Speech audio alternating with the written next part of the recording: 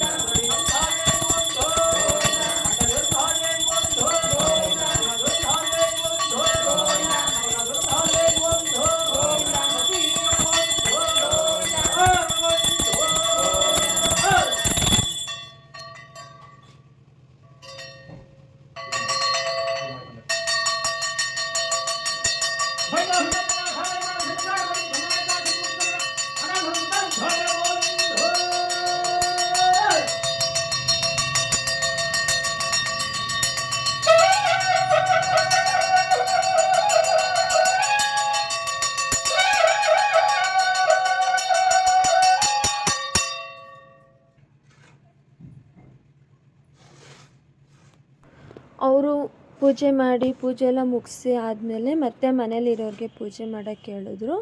So ಹಾಗಾಗಿ ಎಲ್ಲರೂ ಒಬ್ಬರಾದ್ಮೇಲೆ ಒಬ್ಬರು ಬಂದು ದೇವರಿಗೆ ಪೂಜೆ ಮಾಡಿಕೊಡ್ತಾಯಿದ್ದೀವಿ. ಎಲ್ಲರೂ ಮಾಡಬೇಕು ಮನೇಲಿರೋರೆಲ್ಲರೂ. ಸೊ ಹಾಗಾಗಿ ಮಾಡ್ತಾಯಿದ್ದೀವಿ.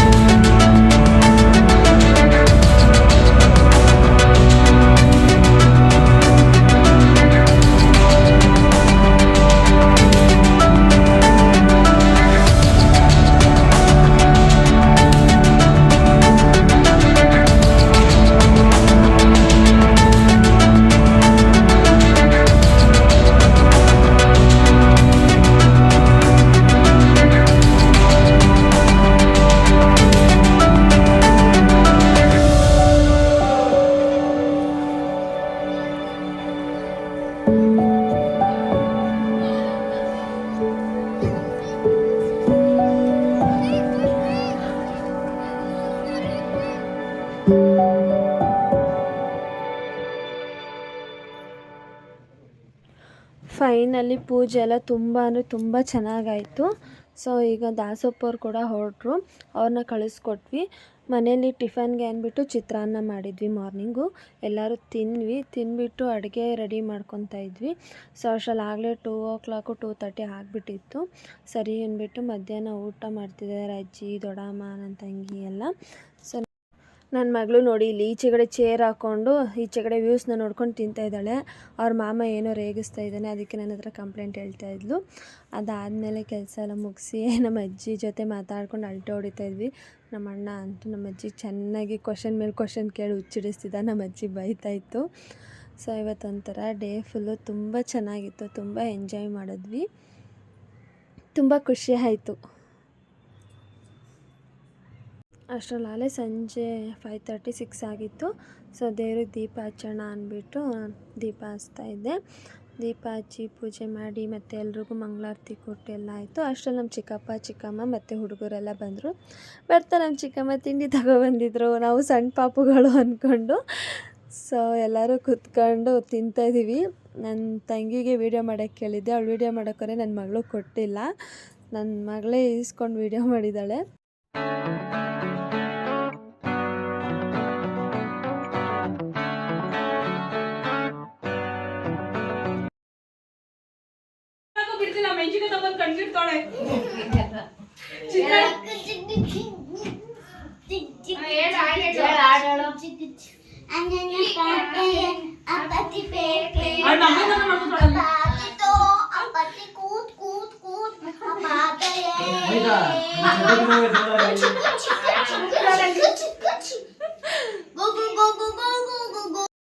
ಸೊ ಎಲ್ಲ ಸ್ವಲ್ಪ ರೆಸ್ಟ್ ಮಾಡಿ ಅಲ್ಟೆ ಹೊಡೆದು ಆದಮೇಲೆ 7:30 ಆಗಕ್ಕೆ ಬಂದಿತ್ತು. ಸೊ ಅಡುಗೆ ಮಾಡೋಣ, ಮುದ್ದೆ ಮಾಡಬೇಕಿತ್ತು ಮತ್ತು ಬಜ್ಜಿ ಹಾಕಬೇಕಿತ್ತು. ಹಾಗಾಗಿ ಈ ಕಡೆ ಮುದ್ದೆ ರೆಡಿ ಆಗ್ತಿದೆ, ಆ ಕಡೆ ಬಜ್ಜಿ ರೆಡಿ ಆಗ್ತಿದೆ. ಫೈನಲಿ ಮನೆಗೆ ಎಲ್ಲರೂ ಬಂದರು, ಮಾಮ, ಅತ್ತೆ ಮಕ್ಕಳು, ಇನ್ನು ಯಾರ್ಯಾರು ಬ್ಯಾಲೆನ್ಸ್ ಇದ್ದರು ಬರೋರು ಎಲ್ಲರೂ ಬಂದರು. ಇವಾಗ ಅಡುಗೆ ಬಡ್ಸೋಕ್ಕೆ ಅಂದ್ಬಿಟ್ಟು ಎಲ್ಲ ರೆಡಿ ಮಾಡ್ಕೊತಾ ಇದ್ದೀವಿ. ಈಗ ಅಡುಗೆ ಎಲ್ಲ ಫುಲ್ ಕಂಪ್ಲೀಟ್ ಆಯಿತು. ಸೊ ಇವಾಗ ಎಲ್ಲರೂ ಕುತ್ಕೊಂಡು ಒಟ್ಟಿಗೆ ಊಟ ಮಾಡ್ತಾಯಿದ್ದೀವಿ. ಊಟ ಎಲ್ಲ ಬಡಿಸಿ ನಾವು ಎಲ್ಲ ಊಟ ಮಾಡಿ ನೈಟು ಮಲಗೋ ಅಷ್ಟರಲ್ಲಿ 11:30 ಆಗಿತ್ತು. ಇವತ್ತಿನ ವ್ಲಾಗ್ ಹೀಗಿತ್ತು. ನಿಮಗೆ ಇಷ್ಟ ಆದರೆ ಲೈಕ್ ಮಾಡಿ, ಶೇರ್ ಮಾಡಿ, ಕಮೆಂಟ್ ಮಾಡಿ. ಸೊ ಹೀಗೆ ಸಪೋರ್ಟ್ ಮಾಡ್ತಾಯಿರಿ. Thank you so much for watching this video. Thank you.